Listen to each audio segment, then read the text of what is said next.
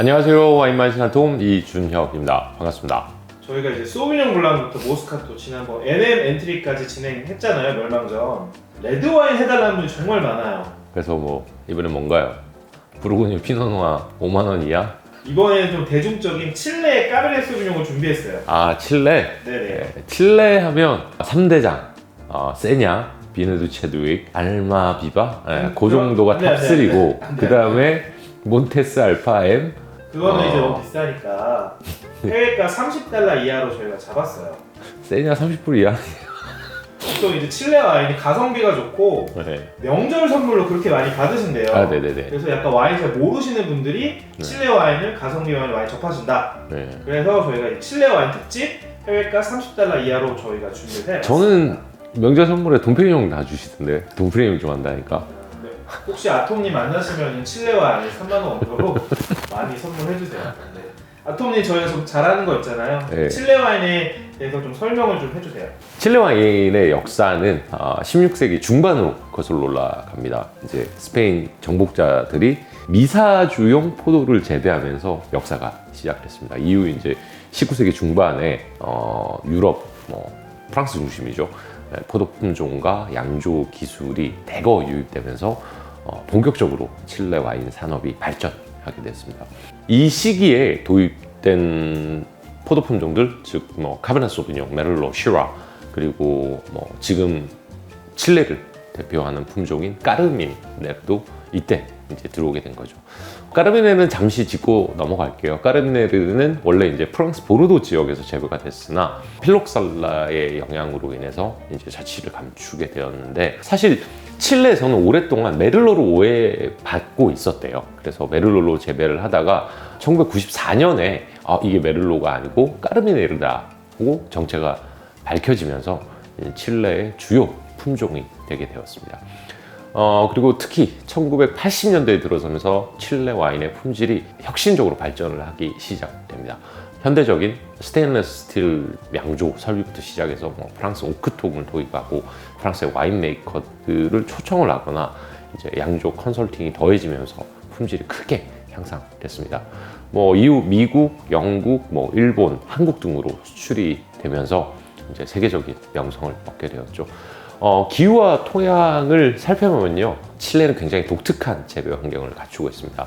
동쪽으로는 안데스 산맥, 이제 서쪽으로는 태평양, 북쪽으로는 아타카마 사막, 그 다음에 남쪽으로는 빙하로 둘러싸여 있어서 병충해로부터 자연 차단된 와인의 천국이죠. 특히 이제 필록셀라가 없는 환경 덕분에 포도나무를 접붙이지 않고 재배를 할 수가 있습니다. 기후는 전반적으로 지중해성 기후며 일교차가 크고 일조량이 풍부해서 포도 숙성에 매우 이상적인 조건을 지니고 있습니다. 그리고 이러한 조건이 바로 포도의 당도와 산도를 균형 있게 맞춰주고 복합적인 풍미, 그 다음에 좋은 구조감을 갖춘 와인을 만들 수 있게 해줍니다. 칠레를 대표하는 와인 생산 지역은 마이포밸리, 콜차코아 밸리, 아콘카 밸리, 카사블랑카 밸리 등이 있습니다. 칠레 마이포밸리 같은 경우에는 지중해성 기후와 배수가 잘 되는 토양 덕분에 독특한 네로아를 형성하고 있으며 굉장히 산뜻한 산도와 과일 향이 풍부하고 복합적인 와인을 만들어냅니다. 여름은 건조하고 이제 겨울은 춥고 습하고 일교차가 큰 편이고요. 태평양의 고기압의 영향을 받아서 더운 기후를 유지하고 있습니다. 그리고 이제 점토와 자갈이 섞인 표토층이 두꺼운 편이고 배수가 잘 되면서 수분을 잘 유지하는 특징이 있고요. 당연히 여기는 까베르네 소비뇽이 굉장히 유명한 지역이죠.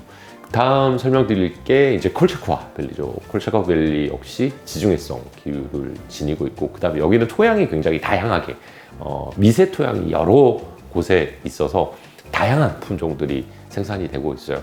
여름에는 따뜻하고 건조하고 겨울은 온화하고 비가 많고 대신 바닷가에서 불어오는 바람의 영향으로 습도가 낮고 서리가 거의 없습니다. 특히나 여기는 이제 까르미네르가 굉장히 유명하죠. 자, 다음 설명해 드릴 지역은 아콘쿠아 밸리입니다. 여기 같은 경우에 다양한 기후를 지니고 있고 토양도 그렇고 고도도 이제 복합적인 때르와를 지닌 지역입니다. 그 때르와에 맞게 여러 품종들이 재배가 되고 있으며 다양한 스타일의 와인이 생산이 가능합니다. 뭐 내륙 지역은 덥고 햇볕이 잘 들어서 레드 와인 품종에 적합한 지역이고요. 해안 지역 같은 경우에는 시원하기 때문에 화이트 와인 포도가 자라기에 유리합니다. 그리고 토양은 이제 모래 토양과 암석 토양이 있어서 필록셀라 방지에 효과적이며 고도는 50m에서 1000m까지 다양한 고도차를 지니고 있어 카베르네 소비뇽, 까르미네르, 뿌띠베르도, 샤르도네, 소비뇽 블랑, 피노누아 등 다양한 품종이 재배됩니다. 마지막으로 소개해드릴 지역이 카사블랑카 밸리고요. 여기는 독특한 때로와 이제 토양, 기후, 지형의 조합 때문에 칠레의 대표적인 화이트 와인 산지로 알려져 있습니다. 특히 샤르도네와 소비뇽 블랑이 굉장히 유명하고요. 스파클링 와인들도 생산이 되고 있습니다. 여기는 이제 화강암을 베이스로 해서 점토질로 이루어져 있는데 토양의 유기물 함량이 굉장히 낮은 편입니다. 그리고 이제 서늘한 기후와 밤낮의 일교차가 굉장히 커서 와인의 산도라든지 미네랄이 아주 풍부하게 나타나고 있습니다.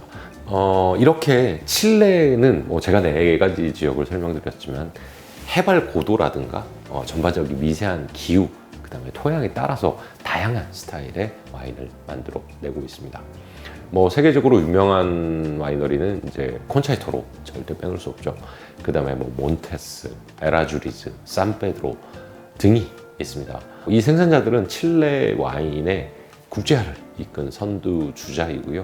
품질 좋은 와인들을 아주 합리적인 가격에 제공하고 있습니다. 그래서 아마 칠레에 가성비 좋은 와인들이 많이 생산된다고 하지 않을까 생각이 듭니다. 오늘날 칠레는 전 세계 7위의 와인 생산국이고요. 수출 규모로는 세계 5위에 위치하고 있습니다. 칠레 와인은 품질, 가격, 다양성 측면에서 세계 와인 시장에서 중요한 입지를 차지하고 있습니다. 그리고 베를린 테스팅이라고 하는 이벤트를 통해서 칠레 프리미엄급 와인들이 보르도 와인들과 건조해서도 품질이 떨어지지 않는다는 것을 확인시켜 주기로 했었죠. 자, 그러면 이제 테스팅 한번 시작해 보시죠.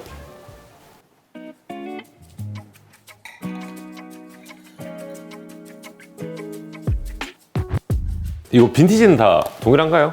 21, 22, 23. 지금 컬러로 봤을 때 4번이 가장 빠져 있어요. 그래서 그걸 보고 말씀을 드린 거예요. 같이 만들었는데 이렇게 컬러가 빠질 수 있나. 네. 자, 1번 시작합니다. 어우.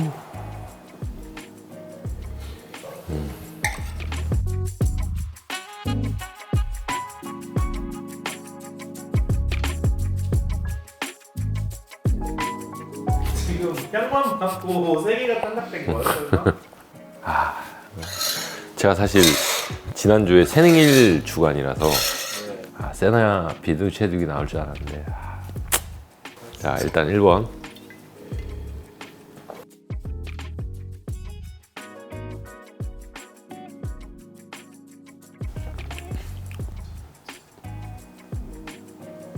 일단 2개 탈락시키겠습니다. 2개를 탈락시키는데 2번과 7번을 탈락시키겠습니다. 일단 2번 같은 경우에는 테스팅 노트가 그냥 X, 그냥 전형적인 인위적인 향하고 고급스러운 향이 아닌, 그러니까 여기에 낄 와인은 아닌 것 같았어요. 그 다음에 7번, 과격한 편, 약간 역한 느낌? 그러니까 굉장히 그 저가 와인에서 나는 하수구 냄새라고 해야 되나? 그런 느낌들이 좀 났고, 진짜 알보. 이게 제일 맛없어요. 2번 꼴등. 그 다음에 7번이 7등. 일단 1번은 블랙프루트 캐릭터가 아주 좋았고, 가시스 플럼, 전반적으로 굉장히 좀 잘 짜여진 듯한 와인이었어요. 그래서 마시기 편했고, 그 다음에 타닌도 굉장히 부드럽고 감미로운 수준이었습니다. 3번도 역시 블랙프루트 향이 좋았는데 거기에 다크 초콜릿 향기가 좋았어요. 그리고 이제 모카라든가, 그 다음에 부드럽고 약간 달콤한 피니시가 좋았는데 약간 피니시가 좀 짧았어요. 그게 좀 안타까운 부분이었고, 어쨌든 와인은 전반적으로 좋았어요. 그 다음에 4번째 와인은 페퍼, 그 다음에 스파이시, 전형적인 칠레 카베르네 소비뇽 느낌이 들었었어요. 그 다음에 타닌의 무게감도 좋았고 바디감도 좋았고, 사실 지금 먹기에는 제일 편안한 스타일의 와인이었어요. 5번은 이제 과일 캐릭터를 아주 매력적으로 보냈거든요. 스위트 프루트 느낌이 나고 그 다음에 특이하게도 커피 향이 좀 나고 이런 타닌도 굉장히 부드럽고 밸런스가 아주 좋았습니다. 6번, 이것도 전형적인 칠레 딱 맞았는데 굉장히 스위트한 프루트 캐릭터가 나면서 피망 향이 확 퍼지고 스파이시하고 그 다음에 성격 자체가 굉장히 좀 직선적인 느낌을 주는데 와인 굉장히 좋네요. 그리고 피니시도 아주 좋았고 8번은 7번 때문에 그런지 몰라도 굉장히 세련된 느낌을 줬고요. 과일 캐릭터도 아주 좋았어요. 그 다음에 실기한 텍스처에서 오는 피니시가 아주 좋았습니다. 네. 결정했습니다. 1번, 3번이 아웃인 거죠 지금? 네, 1번, 3번, 2번 아까 탈락했고 7번 그래서 4, 5, 6, 8 4, 5, 6, 8이 생겨난 거죠? 네. 1번, 3번은 왜 탈락시키신 거예요? 4번 좋았고 5번도 딱 향해서 맡았을 때 아주 좋다고 느껴졌었고 6번 같은 경우에도 전체적으로 좋은 밸런스를 잘 보여줘서 마지막 8번과 이제 경합을 한 거죠. 근데 팔레트가 이거에 비해서는 좀 단조로운 느낌을 보여줬어요. 1번, 3번. 네. 근데 두 개도 맛있어요. 사실 이 정도 차이?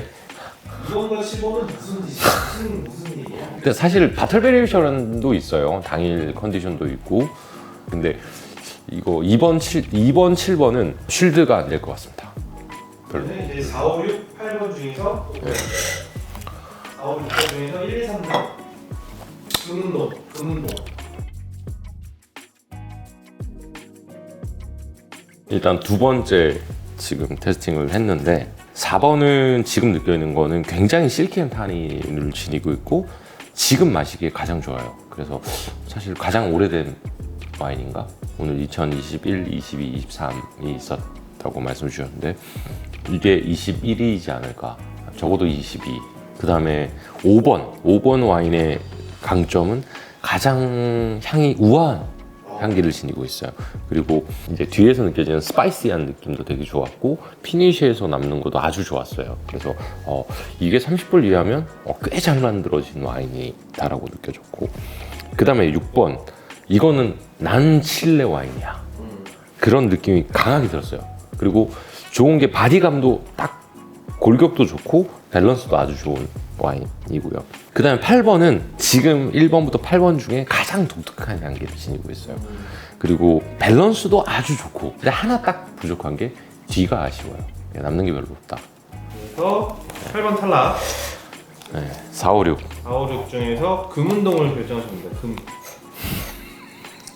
이게 피노누아에서 얼마 줄까? 이게 라타슈, 리시브루, 로마네센스 나타수 유식으로 했으면 수익 안 됩니다. 수익 안 되지 깨졌습니다. 병행 그놈의 병행.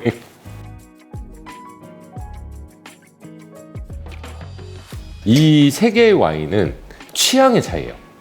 어떤 거를 중점을 두냐. 제가 칠레 와인인지 알고 마셨지만 칠레 와인인 거 알고 마셔도 가장 칠레를 잘 표현한 와인이 6번이라고 말씀을 드리고 싶고요. 가장 칠레 카베르네 소비뇽이 지닌 이런 뭐 스파이시하고 페퍼리하고 피망 이런 느낌 아주 잘 표현한 와인이고 결정했습니다. 네. 일단 3등은 5번입니다. 5번. 예. 근데 사실 이렇게 났잖아요. 3등과 2등의 차이, 2등과 1등의 차이. 이거는 사실 취향의 차이인 것 같아요. 4번이 지금 먹기에 가장 좋았고 지금 가장 잘 보여주는 와인이었어요. 그리고 뭐 6번은 가장 칠레 와인 나온 느낌이었고. 자, 한번 볼까요? 네. 1번부터 받아주세요.